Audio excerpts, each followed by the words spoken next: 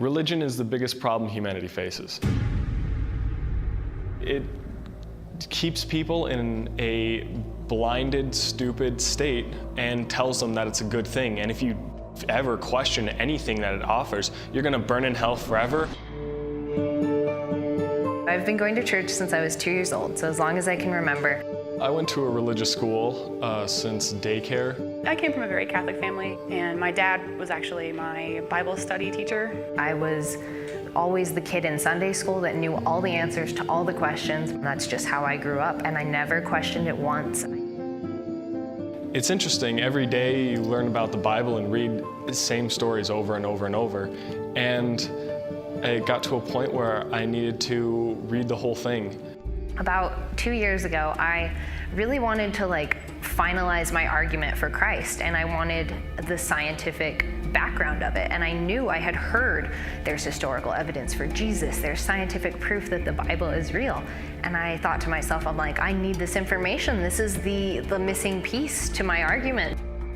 I got a handout Bible from a guy after leaving school, and I said, all right, I'm gonna read the whole Bible. I was really confused because the more I looked, I found circular arguments. And then you start realizing how ridiculous what you've been told really is. And it just was a circle of nonsense. And then you start thinking, oh, this is Satan, and Satan's making me think all these awful, abysmal thoughts, and I'm gonna burn in hell forever. I think I started to whittle things down from there. So it was like, okay, well, I reject the idea of hell because it is pretty stupid and awful. And then I went to high school and I became friends with some gay friends of mine and started to see that some of the other parts of the Bible were probably not very nice either. The summer before my first year of college, I was assigned a book called Brain Rules for my freshman biology class. And this book talked about the evolution of the human mind and the brain and how our ancestors walking on the plains became what we are now. And I remember thinking to myself, I was like, oh yeah, that makes sense. And then I took a step back and I was like, wait a minute, did I just say that evolution, the theory that I've been told is evil and scientists are completely evil, am I saying that evolution is true? And they want you to fear to think.